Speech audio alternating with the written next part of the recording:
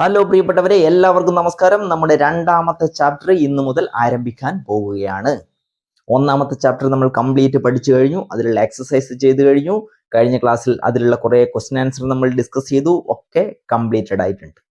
വളരെ കൃത്യമായിട്ട് അതൊക്കെ കണ്ട് നന്നായിട്ട് മനസ്സിലാക്കിയതിന് ശേഷം മാത്രമേ നിങ്ങൾ ഈ സെക്കൻഡ് ചാപ്റ്റർ കണ്ടു തുടങ്ങാൻ പാടുള്ളൂ. Okay?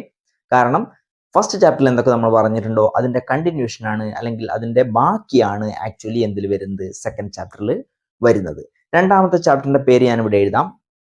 Theory base of accounting എന്ന് പറയും. Chapter 2, theory base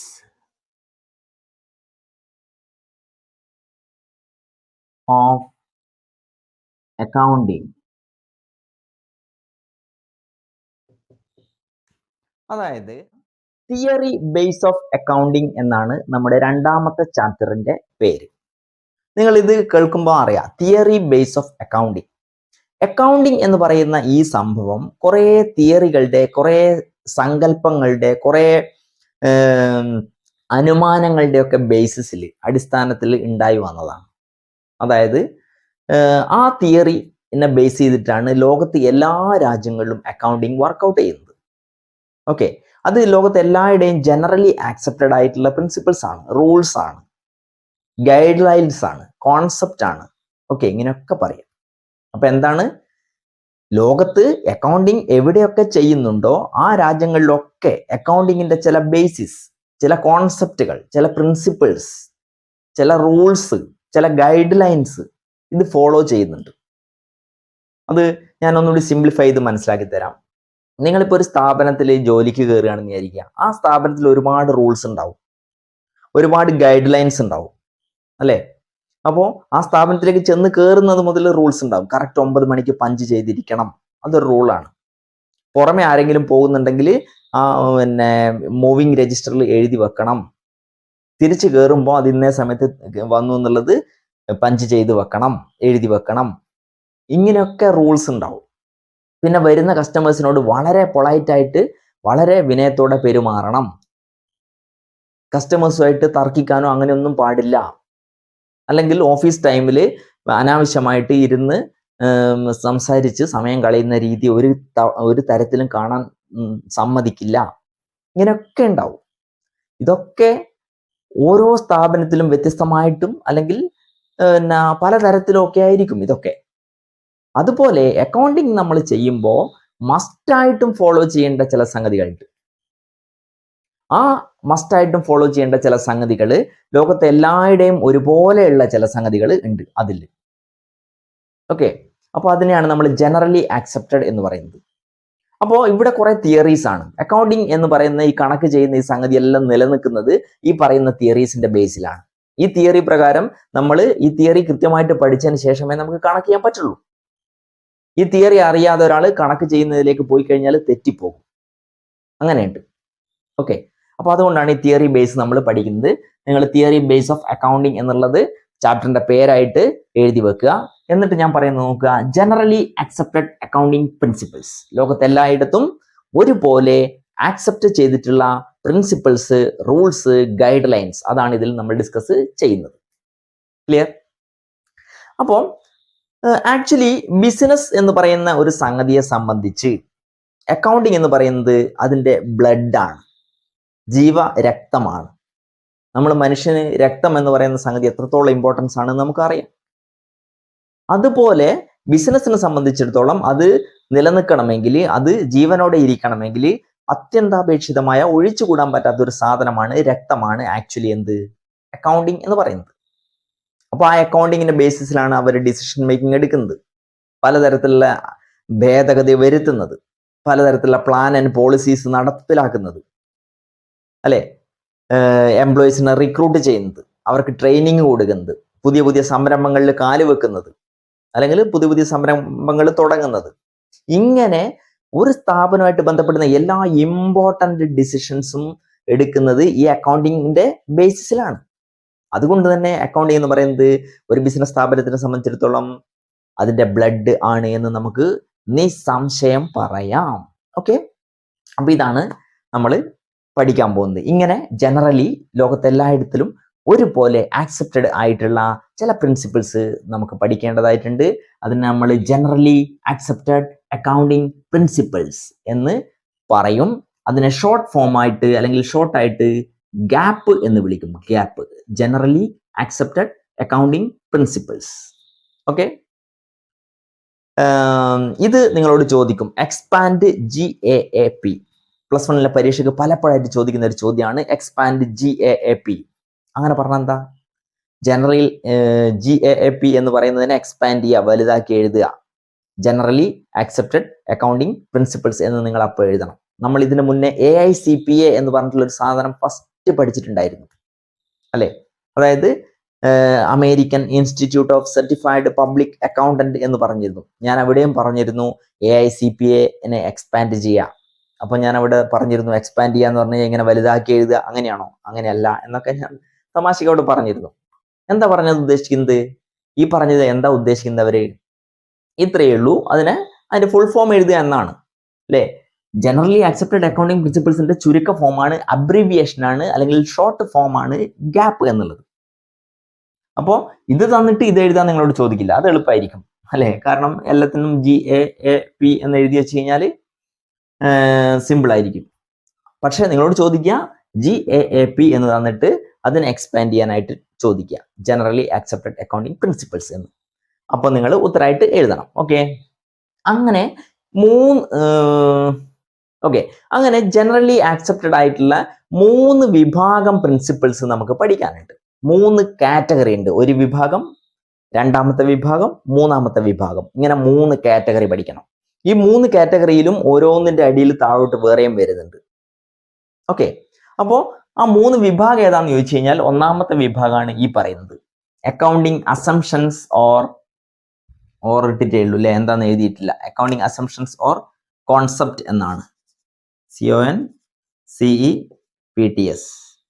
accounting assumptions or concept, ഇത് ഒരു വിഭാഗം റൂളുകളാണ്. ഇതിനുള്ളിൽ ഒരു 4-5 എണ്ണം നമുക്ക് വേറെ പഠിക്കാനുണ്ട്. അക്കൗണ്ടിങ് പ്രിൻസിപ്പിൾസ് ഓർ കൺവെൻഷൻ, ഇത് വേറൊരു റൂളാണ് അല്ലെങ്കിൽ ഒരു കാറ്റഗറിയാണ്. ഇതിൻ്റെ ഉള്ളിൽ നമുക്ക് 4-5 എണ്ണം പഠിക്കാനുണ്ട്. മോഡിഫയിങ് പ്രിൻസിപ്പിൾസ്, ഇതും മറ്റൊരു കാറ്റഗറിയാണ്. ഇതിൻ്റെ ഉള്ളിൽ നമുക്ക് മറ്റ് 3-4 എണ്ണം പഠിക്കാനുണ്ട്. ഒന്നുമില്ല, ഇതൊന്നും കണ്ടിട്ട് നിങ്ങൾ ഞെട്ടേണ്ട കാര്യമില്ല. ഇതിൻ്റെ ഉള്ളിൽ ഓരോരോ ചെറിയ പോയിന്റ് പറയും, അതിന്റെ മീനിങ് എന്താണെന്ന് ഞാൻ കൃത്യമായിട്ട് എക്സ്പ്ലെയിൻ ചെയ്തു തരും. അത് നിങ്ങൾ പഠിച്ചാൽ മതി. അപ്പോൾ ഈ 3 കാറ്റഗറീസിനെയാണ് നമ്മൾ ജനറലി ആക്സെപ്റ്റഡ് അക്കൗണ്ടിങ് പ്രിൻസിപ്പിൾ എന്ന് പറയുന്നത്. അപ്പൊ ഈ 3 കാറ്റഗറിയിലും നമുക്ക് ഓരോ ഹെഡിന്റെ ഉള്ളിലും നമുക്ക് 3-4 ഐറ്റംസ് ഓരോന്ന് പഠിക്കാനുണ്ട്. പരീക്ഷയ്ക്ക് നമ്മളോട് അത് ചോദിക്കും. ചിലപ്പോൾ 1 മാർക്കിന് ചോദിക്കും, ചിലപ്പോൾ 2-3 മാർക്കിന് ചോദിക്കാൻ സാധ്യതയുണ്ട്. അപ്പോൾ ഞാനിവിടെ ആദ്യം അക്കൗണ്ടിങ് അസംഷൻസ് ഓർ കോൺസെപ്റ്റ് എന്ന് പറയുന്ന ഹെഡ് എടുക്കുകയാണ്. അതിൻ്റെ ഉള്ളിൽ എന്തൊക്കെ വരുന്നു എന്നുള്ളത് നമുക്ക് നോക്കാം. എന്നതിന് ശേഷം നമുക്ക് എന്ത് ചെയ്യാം, ഓരോന്നോരോന്ന് നോക്കിയിട്ട് പോകാം. അപ്പൊ ഇത് രണ്ടും ഞാൻ മായ്ക്കാണ് കേട്ടോ. നിങ്ങളൊരു കാര്യം ചെയ്തോ, ഇത് വേണമെങ്കിൽ ഒന്ന് ഹെഡ് എഴുതി വെച്ചോ. എന്നതിന് ശേഷം ഞാനത് മായ്ക്കാം. വീഡിയോ ഒന്ന് പോസ് ചെയ്ത് വെക്കുക, എന്ന് എഴുതിയെടുക്കുക. ഓക്കെ,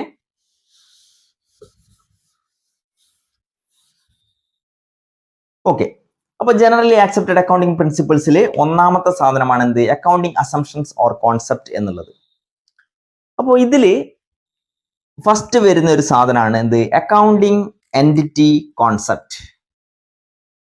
ഇതിൽ വരുന്ന ഒന്നാമത്തെ പോയിന്റ് ആണ് accounting entity concept. Accounting entity concept. ഒന്നുമില്ല, എൻറ്റിറ്റി എന്ന് പറഞ്ഞു കഴിഞ്ഞാൽ വ്യക്തിത്വം അല്ലെങ്കിൽ പേഴ്സണാലിറ്റി എന്നൊക്കെയാണ് മീനിങ്. ഇവിടെ ഇത്രയേ ഉള്ളൂ. അക്കൗണ്ടിങ് എൻറ്റിറ്റി കോൺസെപ്റ്റ് പറയാണ് ഒരു ബിസിനസ്സും അതിന്റെ ഓണറും തമ്മിൽ വ്യത്യസ്തമായിട്ടുള്ള 2 പേഴ്സണാലിറ്റികളാണ്. അവർ രണ്ടുപേരും ഒരിക്കലും ഒന്നല്ല, 2 സെപ്പറേറ്റഡ് ആണ് എന്നാണ് പറയുന്നത്. എന്തൊക്കെയാ ഞാൻ പറയുന്നേ? ഇവിടെ പറയാണ് business is separated from its owner. Business is separated from its owner. Business has separate entity apart from its owner. ബിസിനസ്സിൽ നിന്ന് വ്യത്യസ്തമായിട്ടുള്ള ഒരു വ്യക്തിത്വം അതിന്റെ ഓണർക്ക് ഉണ്ട്. ആക്ച്വലി അങ്ങനല്ല പറയേണ്ടത്. ഓണറിൽ നിന്നും വ്യത്യസ്തമായിട്ടുള്ള വ്യക്തിത്വം ബിസിനസ്സിനുണ്ട്. രണ്ടും ഒന്നല്ലേ നിങ്ങൾക്ക് തോന്നും. അങ്ങനെയല്ല, നമ്മളിവിടെ ബിസിനസ്സിനെ കുറിച്ചാണ് പഠിക്കുന്നത്. അപ്പം ബിസിനസ് മറ്റതിൽ നിന്ന് വ്യത്യസ്തനാണ്, ബിസിനസ് അതിന്റെ ഓണറിൽ നിന്ന് വ്യത്യസ്തമാണ് എന്നാണ് പറയുന്നത്. ഞാൻ ഉദാഹരണം പറയാം. ഇപ്പോ റിലയൻസ് നിങ്ങൾ കേട്ടിട്ടുണ്ടാവും, അല്ലെങ്കിൽ ജിയോ കേട്ടിട്ടുണ്ടാവും.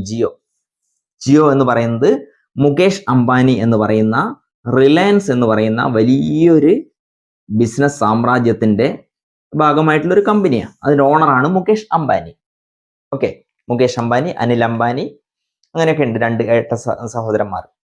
അവരുടെ പിതാവായിരുന്നു ധീരുഭായ് അംബാനി എന്നൊക്കെ പറയുന്ന ആള്. അവർ തുടങ്ങിയ ബിസിനസ്സാണ്. പക്ഷെ ഇവർ രണ്ടുപേരും കൂടെ ഇതിനെ വലുതാക്കി ഇന്ന് ലോകത്തിലെ ഏറ്റവും വലിയ ബിസിനസ്സുകളിൽ ഒന്നാണ് ഇവരുടെ ഗ്രൂപ്പ്. ഒരുപാട് ബിസിനസ് ഉണ്ട്. അതിലൊന്നാണ് എന്ത്, ജിയോ സിം ഉപയോഗിക്കേണ്ട പോലെ ഞാൻ ജിയോ സിം ഉപയോഗിക്കുന്നത്. ഞാൻ ജിയോ സിം എടുക്കാൻ നിങ്ങളെ പ്രൊമോട്ട് ചെയ്തൊന്നും അല്ല, അങ്ങനെയൊന്നും വിചാരിക്കണ്ട. ഞാനിത് പറഞ്ഞപ്പോൾ അതിന്റെ ഇടയിൽ പറഞ്ഞതേ ഉള്ളൂ. അപ്പൊ ജിയോ എന്ന് പറയുന്നത് കമ്പനിയാണ്. മുകേഷ് അംബാനി എന്ന് പറയുന്നത് അതിന്റെ ഓണറാണ്. ഇവിടത്തേക്ക് ഇയാള് എത്രയോ പൈസ ഇറക്കിയിട്ടുണ്ടാവും അല്ലെ. ഈ ഇറക്കിയ പൈസേനെ നമ്മൾ ഫസ്റ്റ് പഠിച്ചിട്ടുണ്ട്, ക്യാപിറ്റൽ അല്ലേ, ക്യാപിറ്റൽ. അപ്പോ ഇവിടത്തേക്ക് ഇയാള് പൈസ കൊടുക്കുകയാണ്. ജിയോ എന്ന് പറയുന്ന ഒരു കമ്പനി, അതൊരു വ്യക്തിത്വമുള്ള ഒരു വ്യക്തിയാണ് എന്ന് തന്നെ വിചാരിക്കുക. സെപ്പറേറ്റ് ആയിട്ടുള്ള ഒരു വ്യക്തിയാണ്. മുകേഷ് അംബാനി മറ്റൊരു വ്യക്തിയാണ്. ബിസിനസ് എന്ന് പറയുന്നത് മറ്റൊരു വ്യക്തിയാണെന്ന് തന്നെ വിചാരിക്കുക. അപ്പോൾ ഇവിടത്തേക്ക് എന്ത് ചെയ്യുന്നു, ഒരു 1 crore rupees കൊടുക്കുകയാണ്. 1 crore ഒന്നും ആയിരിക്കൂലേ, ഞാനൊരു എക്സാമ്പിൾ പറയാണ്. സപ്പോസ് നിങ്ങൾ ഇങ്ങനെ ചിന്തിക്കുക. ഓക്കെ, അപ്പോൾ 1 crore rupees കൊടുക്കുകയാണ്. അപ്പോൾ ഇവരും തമ്മിൽ ഒരു ബന്ധവും ഇല്ല. രണ്ടാളും എൻറ്റയർലി ഡിഫറെന്റ് ആയിട്ടുള്ള വ്യക്തിയാണ്. നിങ്ങൾ അങ്ങനെ ചിന്തിക്കണം. കണക്ക് ചെയ്യാൻ വേണ്ടിയിട്ട് നമ്മൾ അങ്ങനെ ചിന്തിക്കണം. പക്ഷെ ആക്ച്വലി അങ്ങനെ അല്ലേ. ആക്ച്വലി ഇവിടെ ഉള്ള ഈ ജിയോ എന്ന് പറയുന്ന ഇവിടെ എന്തൊക്കെ സാധനങ്ങളുണ്ടോ അത് കംപ്ലീറ്റ് ആരുടേതാണ്, മുകേഷ് അംബാനിയുടേതാണ്. അദ്ദേഹമാണ് അതിന്റെ ഓണർ, അദ്ദേഹമാണ് അതിന് പൈസ മുടക്കിയത്, ഒക്കെ റെഡിയാണ്. പക്ഷേ ബിസിനസ്സിന്റെ കണ്ണിൽ നിന്ന് നോക്കുമ്പോൾ അക്കൗണ്ടന്റ് ആയിട്ടുള്ള നിങ്ങൾ അങ്ങനെ ചിന്തിക്കാൻ പാടില്ല. ലീഗലി എന്താണ്, ഇത് ഇയാളതാണ്, ഇത് ഇയാളതാണ്, കംപ്ലീറ്റ് എല്ലാം ഉള്ളത് തന്നെയാണ്. പക്ഷെ അക്കൗണ്ടന്റ് അങ്ങനെയല്ല ചിന്തിക്കേണ്ടത്. അതെന്താ അങ്ങനെ ചിന്തിക്കേണ്ടെന്ന് പറയാൻ കാരണം എന്ന് വെച്ച് കഴിഞ്ഞാൽ, മുകേഷ് അംബാനി എന്ന് പറയുന്ന ഒരു വ്യക്തിയാണ്. അദ്ദേഹത്തിന്റെ ഒരുപാട് ബിസിനസ്സിൽ ഒന്ന് മാത്രമാണ് ജിയോ എന്ന് പറയുന്ന ബിസിനസ്. ഓക്കെ, അപ്പോ മുകേഷ് അംബാനി ഇവിടെ പൈസ ഇറക്കിയിട്ടുണ്ടെങ്കിൽ അപ്പോൾ അത് ബിസിനസിന്റെ കണക്കായിട്ട് അല്ല, നമ്മൾ വേറെ തന്നെ ബിസിനസിന്റെ കണക്കായിട്ട് എഴുതുന്നില്ല എങ്കിൽ, അല്ലെങ്കിൽ മുകേഷ് അംബാനിന്റെ പൈസ ഇത്ര ബിസിനസ്സിലേക്ക് ഇറക്കി അങ്ങനെയൊക്കെയാണ് അതിനെ ചിന്തിക്കുന്നതെങ്കിൽ അവിടെ തെറ്റിപ്പോകും. കാരണം മുകേഷ് അംബാനിക്ക് ഇഷ്ടംപോലെ മറ്റ് ബിസിനസ്സുകളുണ്ട്. അയാളുടെ വ്യക്തിപരമായിട്ടുള്ള മറ്റ് ഇടപാടുകൾ ഒരുപാടുണ്ട്. അതൊന്നും നമ്മളെ ബിസിനസ്സുമായിട്ട് കൂട്ടിക്കുഴക്കാൻ പാടില്ല.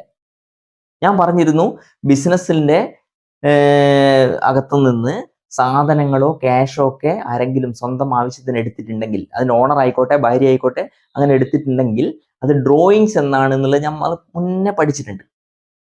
ഓക്കെ, അപ്പോൾ അങ്ങനെ എടുത്തു കഴിഞ്ഞാൽ ബിസിനസ്സിന് അത് നഷ്ടം ഉണ്ടാകുന്ന സംഭവമാണെന്ന് ഞാൻ പറഞ്ഞിട്ടുണ്ട്. അപ്പൊ നിങ്ങൾക്ക് അവിടെ ഒരു സംശയം വന്നിട്ടുണ്ടായിരുന്നു, ബിസിനസിന്റെ ഓണർ അവന്റെ കടയിൽ വാങ്ങിക്കൊണ്ട് വെച്ച സാധനം അത് അയാളുടെ ആവശ്യത്തിന് എടുക്കുമ്പോൾ അതെങ്ങനെയാണ് നഷ്ടാവുന്നത്? നഷ്ടമാണ്. കാരണം അയാൾ പൈസ കൊടുത്ത് മേടിച്ചുകൊണ്ട് വെച്ച സാധനമായിരുന്നു. സ്വന്തം വീട്ടിൽ ആവശ്യത്തിന് എടുത്തപ്പോൾ അതിന് യാതൊരു പൈസയോ അദ്ദേഹത്തിന്റെ ഭാര്യയോ മക്കളോ അല്ലെങ്കിൽ അദ്ദേഹം ആ മേശയിൽ ഇടുന്നില്ല. ഓക്കെ, അപ്പൊ ഒരു നഷ്ടം തന്നെയാണ്. അപ്പോൾ ഓണറുടെ വ്യക്തിപരമായ ഡീലിങ്സ് ബിസിനസ്സുമായിട്ട് നമ്മൾ ക്ലബ് ചെയ്യാൻ പാടില്ല, അല്ലെങ്കിൽ കൂട്ടി യോജിപ്പിക്കാൻ പാടില്ല, ഇങ്ങനെയൊന്നും ചെയ്യാൻ പാടില്ല. അത് വേറെ തന്നെ കാണണം. നമുക്കിവിടെ ലാഭമൊക്കെ ഉണ്ടായതിനു ശേഷം അതെടുത്തിട്ട് എന്ത് ചെയ്യാം, ആ ലാഭത്തിന്റെ പങ്കെടുത്തിട്ട് നമുക്ക് എന്ത് ചെയ്യാം, യൂസ് ചെയ്യാം. ഓക്കെ, ഈ ഇറക്കിയ പൈസ 1 കോടി, എന്നിട്ട് എന്ത് ചെയ്ത് വർക്ക് ചെയ്തപ്പോൾ 10 ലക്ഷം റുപ്യ എന്ത് ചെയ്ത് ലാഭം കിട്ടി. ആ ലാഭം നമ്മൾ തിരിച്ച് അങ്ങോട്ട് തന്നെ കൊടുക്കും, മുകേഷ് അംബാനിക്ക് കൊടുക്കും. ബിസിനസ്സിൽ നിന്ന് എടുത്തിട്ട് മുകേഷ് അംബാനിക്ക് കൊടുക്കും. ഈ പൈസ എടുത്തിട്ട് അയാൾക്ക് എന്ത് ചെയ്യാം, അതായത് ഇങ്ങനെ ലാഭനഷ്ടം കണ്ടുപിടിച്ച് കൊടുത്ത പൈസ എടുത്തിട്ട് അയാൾക്ക് എന്തും ചെയ്യാം. അതിന് പകരം ബിസിനസ്സിലേക്ക് തന്ന പൈസയിൽ നിന്ന് അയാൾ എടുത്തുകൊണ്ട് വരുന്നതിനെ ഡ്രോയിങ്സ് എന്ന് വിളിക്കും, ഈ തന്നതിനെ ക്യാപിറ്റൽ എന്ന് വിളിക്കും. അപ്പോൾ നിങ്ങൾ മനസ്സിലാക്കേണ്ടത്, business is separated from its owner. ഇവർ രണ്ടാളും തമ്മിൽ എന്തെങ്കിലും ഒരു ഇടപാട് നടത്തിയിട്ടുണ്ടെങ്കിൽ തികച്ചും വ്യത്യസ്തനായിട്ടുള്ള പുറമേയുള്ള ഒരു വ്യക്തിയും ആയിട്ട് നമ്മൾ എന്ത് ഡീലിങ്സ് നടത്തിയോ അത് എങ്ങനെയാണോ ബിസിനസ്സിൽ എഴുതി വെക്കുന്നത് അതുപോലെ തന്നെ എഴുതി വെക്കണം. മനസ്സിലായിക്കോ?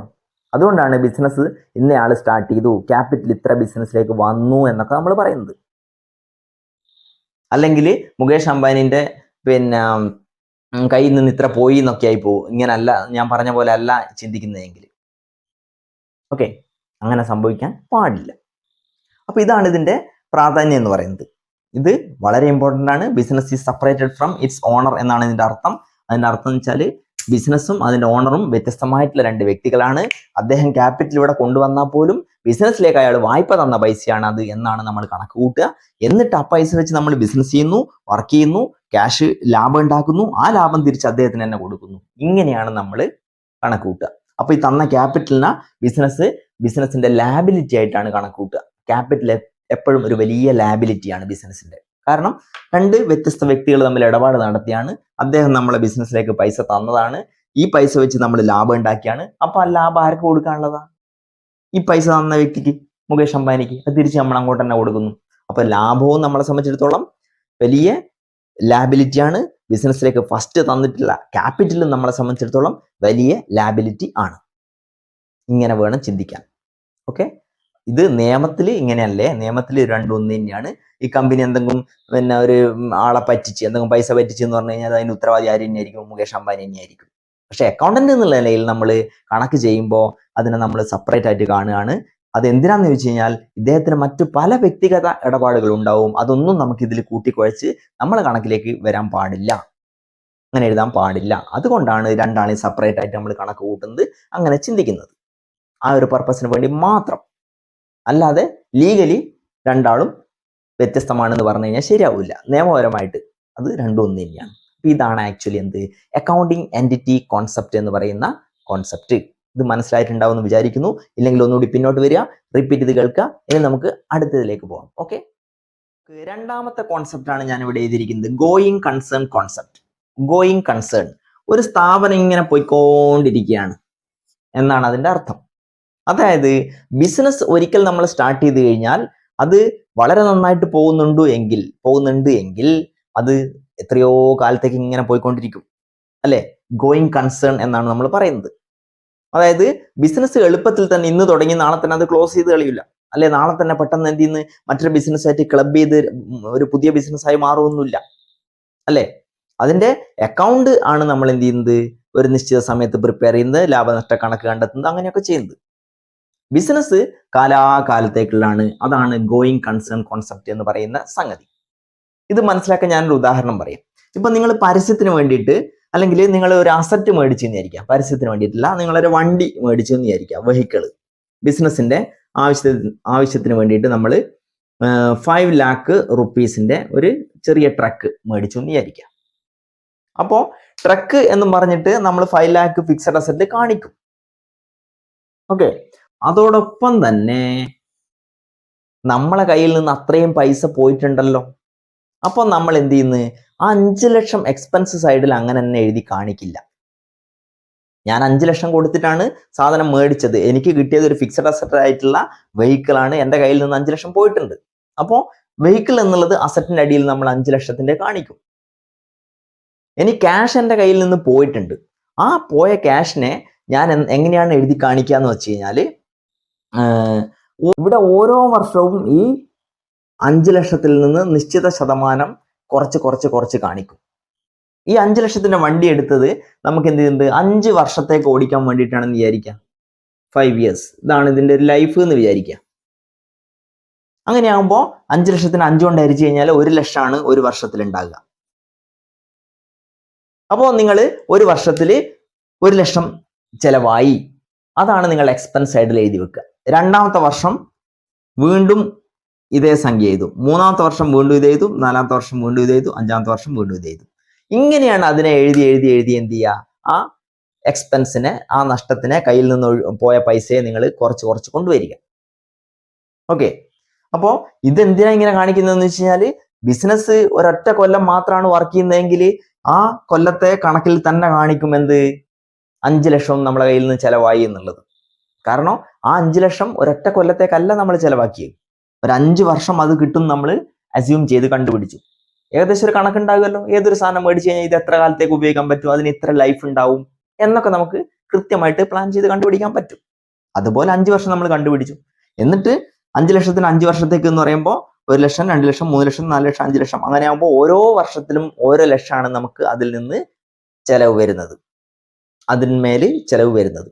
അപ്പോൾ ബിസിനസ് ഒരു 5 കൊല്ലത്തേക്കും 10 കൊല്ലത്തേക്കും ഒക്കെ നിലനിൽക്കുന്നുണ്ട് എന്നുള്ളതുകൊണ്ടല്ലേ ഇങ്ങനെ ഓരോ വർഷവും എഴുതി കുറയ്ക്കാം ഒക്കെ നമുക്ക് പറ്റുന്നത്. അല്ലെങ്കിൽ ഈ 5 ഒരൊറ്റ വർഷത്തെ തന്നെ എക്സ്പെൻസ് ആയിട്ട് നമുക്ക് കാണിക്കേണ്ടി വരും. അപ്പോൾ ഇത് ഞാൻ ഗോയിങ് കൺസേൺ എന്നുള്ള ഒരു കോൺസെപ്റ്റ് മനസ്സിലാക്കേണ്ടിയിട്ട് പറഞ്ഞതാണ്. ഇതാണ് going concern. Business will last for a long time എന്നാണ് ഇതിന്റെ അർത്ഥം. എന്താണ്? Business will last for a long time. ഇത് നിങ്ങൾ എഴുതി വെക്കണം, ഇമ്പോർട്ടൻ്റ് ആണ്. ഇതിന്റെ മീനിങ് ആണിത്. എന്തിന്റെ? ഗോയിങ് കൺസേൺ എന്ന് പറയുന്നതിന്റെ മീനിങ് ആണ് business will last for a long time എന്നുള്ളത്. എല്ലാവർക്കും മനസ്സിലായിട്ടുണ്ടെന്ന് വിചാരിക്കുന്നു. വെരി ഇമ്പോർട്ടൻ്റ് ആണ്, നന്നായിട്ട് മനസ്സിലാക്കണം. റിപ്പീറ്റ് ചെയ്ത് ഒന്നുകൂടെ കേട്ട് നോക്കുക. ഞാൻ കൂടുതൽ എക്സ്പ്ലെയിൻ ചെയ്യുന്നില്ല. കൂടുതൽ എക്സ്പ്ലെയിൻ ചെയ്യുമ്പോൾ അത് ബോറായിട്ട് മാറും. നിങ്ങൾ എന്തെങ്കിലും സംശയം ഉണ്ടെങ്കിൽ നിങ്ങൾ എന്ത് ചെയ്താൽ മതി? എന്നോട് ചോദിച്ചാൽ മതി. ഓക്കെ, ദെൻ നെക്സ്റ്റ് നമുക്ക് പോവാണ് അടുത്ത മൂന്നാമത്തെ കോൺസെപ്റ്റ്. ഇവിടെ നോക്ക്, മൂന്നാമത്തെ കോൺസെപ്റ്റ് ആണ് മണി മെഷർമെന്റ്. ഇത് ഓൾറെഡി നമ്മൾ പഠിച്ചിട്ടുള്ളതാണ്. അതുകൊണ്ട് ഞാൻ ഇതിനെപ്പറ്റി കൂടുതൽ എക്സ്പ്ലെയിൻ ചെയ്യേണ്ട ആവശ്യം ഇവിടെ വരുന്നില്ല. Okay, no need to explain more. Money measurement എന്താണെന്നുള്ളത് ഡെഫിനിഷൻ പഠിച്ചപ്പോൾ നമ്മൾ പഠിച്ചിട്ടുണ്ട്. ഒരു ബിസിനസ്സിൽ ഒരുപാട് ട്രാൻസാക്ഷൻ ഉണ്ടാവും. ആ ട്രാൻസാക്ഷൻ്റെ അകത്ത് പണം എന്ന് പറയുന്ന ഒരു എലമെന്റ്, ഒരു ഘടകം, ഒരു ഫാക്ടർ വന്നിട്ടില്ല എങ്കിൽ അത് നമ്മൾ റെക്കോർഡ് ചെയ്യേണ്ട ആവശ്യമില്ല. അതായത് പണം എന്ന് പറയുന്ന ഒരു സംഗതി, ഒരു എലമെന്റ് വന്നിട്ടുണ്ടെങ്കിൽ അത് മാത്രമേ നമ്മൾ ബിസിനസ് ട്രാൻസാക്ഷൻ ആയിട്ട് റെക്കോർഡ് ചെയ്യേണ്ടതുള്ളൂ. ഞാൻ ഒരാൾക്ക് സാധനം വിറ്റു, 100 രൂപയുടെ സാധനം എന്നുള്ള 100 രൂപ എന്നുള്ളൊരു സംഗതി അവിടെ ഉണ്ട്. അതുകൊണ്ടാണ് നമ്മൾ 100 രൂപയുടെ എഴുതി വെക്കുന്നത്. ഞാൻ ഒരാൾക്ക് സാലറി കൊടുത്തു എന്ന് പറയുമ്പോൾ ഇത്ര രൂപ കൊടുത്തു എന്നുള്ളത് കൊണ്ടാണ് നമ്മൾ അവിടെ എന്ത് ചെയ്യുന്നത്? ആ രൂപ, ആ മണി എന്ന് പറയുന്ന സംഗതി ഒരു ട്രാൻസാക്ഷൻ്റെ അകത്ത് ഉള്ളത് കൊണ്ടാണ് അത് എഴുതി വെക്കുന്നത്. നമ്മളെ കടയിൽ ഒരാൾ വന്ന് കുറച്ച് സംസാരിക്കുകയൊക്കെ ചെയ്ത് അങ്ങ് പോയി, നമ്മളത് എഴുതി വെക്കുമോ? ഇല്ല. പണ്ട് അങ്ങനെ ഒരു വിറ്റുണ്ടായില്ലേ, നിങ്ങൾക്ക് അറിയായിരിക്കും ചിലപ്പോൾ. ഒരാൾ വന്നു പോയതിന് ശേഷം പിന്നെ എന്ത് ചെയ്ത്, ഇന്നയാള് വന്നു പോയി എഴുതി വെച്ച്. അതായത് ഒരു ആള് അയാളെ മോനെ നിപ്പിച്ച് പോയതാ. അപ്പോൾ എന്ത് ചെയ്ത്, വന്നു പോയി. അപ്പം ഈ അച്ഛൻ ചോദിക്കും, എന്തിനാ മോനെ വന്നു പോയതൊക്കെ എഴുതി വെച്ചത്? അപ്പോൾ സത്യത്തിൽ വന്നു പോയതല്ലേനു, ഒരു ബന്ന് വാങ്ങിയിട്ട് പോയതാ. ബന്ന് നമ്മൾ തിന്നുന്ന ഭയങ്കര കോമഡി ആയിട്ടാ, ചിരിക്കണം നിങ്ങൾ. അപ്പോൾ മണി മെഷർമെന്റ് എന്ന് പറഞ്ഞു കഴിഞ്ഞാൽ അതാണ്. അപ്പോൾ അങ്ങനെ പൈസ വരുന്ന സംഗതിയൊന്നും, പൈസ വരാത്ത സംഗതിയൊന്നും നിങ്ങൾ എന്ത് ചെയ്യേണ്ട ആവശ്യമില്ല, ഇതിൽ എഴുതി വെക്കേണ്ട കാര്യം ഇല്ല. പൈസ ഉള്ളത് മാത്രം എഴുതി വെക്കാവൂ. Only the money transactions are recorded in the books of account എന്നാണ് ഇതിന്റെ അർത്ഥം. അല്ലാത്തതൊന്നും നമ്മൾ എഴുതി വെക്കില്ല, അല്ലെ? അറ്റ്ലീസ്റ്റ് ഒരു ഫിനാൻഷ്യൽ ക്യാരക്ടർ ഉള്ള ട്രാൻസാക്ഷൻ മാത്രമേ നമ്മൾ ഇതിൽ എഴുതി വെക്കുള്ളൂ എന്നാണ് ഇതിന്റെ അർത്ഥം. അപ്പൊ ഇത്രയാണ് അതിൽ പറയാനുള്ളത്. ഇനി നമുക്ക് മൂന്നാമത്തിൽ പോവാം. ഇതിന്റെ എക്സ്പ്ലനേഷൻ ഞാൻ അധികം എഴുതുന്നില്ല കേട്ടോ. എന്താ, ഓൾറെഡി നമ്മൾ പഠിച്ചതുകൊണ്ട് അതിനെപ്പറ്റി ഞാൻ അധികം എഴുതുന്നില്ല. 4th വണ്ണിലേക്ക് പോവാം. വെരിഫയബിൾ ഒബ്ജക്റ്റീവ്സ് എന്നാണ്. VERIFIABLE, verifiable objectives. വെരിഫൈ ചെയ്യാന്ന് പറഞ്ഞാൽ എന്താ? സംഗതി ഒത്തു നോക്കുക, വെരിഫൈ ചെയ്യുക, അല്ലെ? നിങ്ങളിപ്പോ കടയിൽ നിന്ന് സാധനം മേടിച്ചു കഴിഞ്ഞാൽ, ഞാനൊക്കെ ഇവിടെ എൻ്റെ വീട്ടിൽ നിന്ന് സാധനമൊക്കെ മേടിക്കാൻ പോയി കഴിഞ്ഞാൽ ഒരു ലിസ്റ്റ് ആക്കിയിട്ടാ പോവുക. നമ്മൾ മാസത്തിൽ 1-2 തവണയൊക്കെ അങ്ങനെ മേടിക്കാം. അപ്പോൾ ആ ലിസ്റ്റിലെല്ലാം സാധനമൊക്കെ എടുത്തതിന് ശേഷം അവിടെ ഉള്ള കടയിലുള്ള ആള് അവിടുത്തെ പണിക്കാരനും തമ്മിൽ ഇങ്ങനെ മാച്ച് ചെയ്ത് നോക്കും. അപ്പോൾ അയാൾ വായിക്കും, ചായപ്പൊടി 100 ഉണ്ട്, അല്ലെ? വെളിച്ചെണ്ണ 1 ലിറ്റർ ഉണ്ട്, അടുത്തത് പിന്നെ ആട്ടപ്പൊടി 1 പാക്കറ്റ്, ഇങ്ങനെ മാച്ച് ചെയ്ത് നോക്കും. അതെന്തിനാ? അത് കൃത്യത ഉറപ്പുവരുത്താനാ. അല്ലെങ്കിൽ കുറെ സാധനം മിസ്സായി പോയിട്ടുണ്ടാവും, ചിലത് എടുത്തത് നമ്മളെ കവറിലേക്ക് ഇട്ട് തന്നിട്ടുണ്ടാവില്ല, അങ്ങനെയൊക്കെ പ്രശ്നം വരും. അത് ഒഴിവാക്കാൻ വേണ്ടിയിട്ടാണ് അത് ആക്ച്വലി എന്ത് ചെയ്യുന്നത്, അതിന്റെ കൃത്യത ഉറപ്പുവരുത്താൻ അങ്ങനെ ചെയ്യുന്നത്. അത് തന്നെയാണ് ആക്ച്വലി ഇവിടെ ചെയ്യുന്നത്. ആ കൃത്യതയാണ് ഇവിടെ ഉറപ്പുവരുത്തുന്നത്. എന്തെന്നാ ഇവിടെ എങ്ങനെ ഉറപ്പുവരുത്തുന്നത്? നിങ്ങൾ നോക്ക്, ഞാനിപ്പോ പർച്ചേസ് ചെയ്തു, സെയിൽസ് ചെയ്തു, ഇങ്ങനെയൊക്കെ പറഞ്ഞാൽ പോരാ, അതിനൊക്കെ തെളിവ് വേണം, ബില്ല് വേണം. ഇപ്പൊ ഞാനൊരു കടയിൽ അക്കൗണ്ടന്റ് ആണെന്ന് വിചാരിക്കാം. അപ്പോൾ എനിക്ക് എന്ത് ചെയ്യാം, കള്ളക്കണക്ക് എഴുതി വെക്കാൻ പറ്റും, അല്ലെ? വേണമെന്നുണ്ടെങ്കിൽ പൈസ തട്ടിപ്പ് നടത്താൻ പറ്റും. അപ്പൊ അതൊക്കെ ഒഴിവാക്കേണ്ടിയിട്ട് ഞാൻ ഒരാൾക്ക് വിറ്റിട്ടുണ്ടെങ്കിൽ അതിന്റെ ബില്ലിൽ ഒറിജിനൽ അയാൾക്കും കൊടുക്കും, ഡ്യൂപ്ലിക്കേറ്റ് നമ്മുടെ സിസ്റ്റത്തിലോ അല്ലെങ്കിൽ നമ്മൾ അതിന്റെ കോപ്പി, കാർബൺ കോപ്പി നമ്മുടെ കയ്യിൽ ഉണ്ടാവണം. അപ്പൊ സപ്പോർട്ടിംഗ് ഡോക്യുമെന്റ് വേണം എന്നാണ് ആക്ച്വലി ഇതിന്റെ അർത്ഥം. Supporting document. അങ്ങനെയുള്ള ട്രാൻസാക്ഷനെ നമുക്ക് എഴുതി വെക്കാൻ പാടുള്ളൂ. അല്ലാതെ വെറുതെ ഒരാൾക്ക് വിറ്റു, അയാളുടെ അടുത്ത് മേടിച്ചുകൊണ്ടുവന്നു, ഇങ്ങനെയൊക്കെ എഴുതി വെച്ചിട്ട് നമുക്ക് കണക്കിൽ പൈസ കാണിച്ചു കഴിഞ്ഞാൽ അത് നമുക്ക് സ്വീകരിക്കാൻ പറ്റില്ല, അല്ലെ? വൗച്ചേഴ്സ് എന്നൊക്കെ പറയും. വൗച്ചർ, അതുപോലെ ഇൻവോയ്സ്, വൗച്ചർ, ഇൻവോയ്സ്. സാധനം വാങ്ങിക്കുമ്പോൾ പർച്ചേസ് ചെയ്യുമ്പോൾ നമ്മൾ കിട്ടുന്ന ഇതിനെ വൗച്ചർ എന്നാ പറയുക. സെയിൽ ചെയ്യുമ്പോൾ നമുക്ക് ആ കസ്റ്റമർക്ക് കൊടുക്കുന്ന ബില്ലിന് നമ്മൾ ഇൻവോയ്സ് എന്നാ പറയുക, സെയിൽസ് ഇൻവോയ്സ്. ഓക്കെ, അപ്പോൾ ഇങ്ങനെയൊക്കെയുള്ള സപ്പോർട്ടിംഗ് ഡോക്യുമെന്റ് മസ്റ്റായിട്ടും ട്രാൻസാക്ഷന് വേണം. അപ്പോൾ എന്തെങ്കിലും ട്രാൻസാക്ഷന് സംശയമോ അല്ലെങ്കിൽ ക്ലാരിറ്റിയോ വരുത്താനുണ്ടെങ്കിൽ ഈ സപ്പോർട്ടിംഗ് ഡോക്യുമെന്റ് എടുക്കുക. അപ്പോൾ ഇതാദ്യം എന്ത് ചെയ്യുന്നത്, ഡോക്യുമെന്റ് കൃത്യമായിട്ട് ഫയൽ ചെയ്യും. അതിനുശേഷം ആ സംഗതി എല്ലാം കംപ്ലീറ്റ് അക്കൗണ്ട്സിലേക്ക് എഴുതി മാറ്റി. അങ്ങനെയാണ് അക്കൗണ്ടന്റ് ചെയ്യുക. അപ്പൊ ഇത്രയാണ് actually accounting assumptions or concept എന്ന് പറയുന്ന ഈ പ്രിൻസിപ്പിൾസിന്റെ ഉള്ളിലുള്ള 4 പോയിന്റ്. നിങ്ങൾ പഠിച്ചു വെക്കണം. ജസ്റ്റ് അർത്ഥം മനസ്സിലാക്കിയാൽ മതി. ഓരോന്നും ഹെഡിങ് എഴുതുക, ആ പറഞ്ഞ കാര്യങ്ങൾ കൃത്യമായിട്ട് കേൾക്കുക, സിംപ്ലിഫൈ ചെയ്തിട്ട് അവിടെ അതിന്റെ മീനിങ് എഴുതി വെക്കുക. ഇനി നമുക്ക് അടുത്ത ദിവസം അടുത്ത രണ്ടാമത്തെ കാറ്റഗറീസിലുള്ള ഇതുപോലെയുള്ള 4-5 പഠിക്കാനുണ്ട്. അപ്പോൾ ഇതിൽ ഞാൻ ഇത്രേ പറയുന്നുള്ളൂ. ക്ലാസ് റിപ്പീറ്റ് ചെയ്ത് കാണുക. റിപ്പീറ്റ് ചെയ്ത് കണ്ടു കഴിഞ്ഞാൽ ഒരു കൺഫ്യൂഷൻ ഉണ്ടാവില്ല. എന്തെങ്കിലും സംശയം ഉണ്ടെങ്കിൽ നിങ്ങൾ ചോദിച്ചാൽ മതി. നമുക്ക് അടുത്ത ക്ലാസ്സിൽ രണ്ടാമത്തെ കാറ്റഗറി ഓഫ് കോൺസെപ്റ്റുമായിട്ട് കാണാം. അതുവരെയ്ക്കും ബൈ.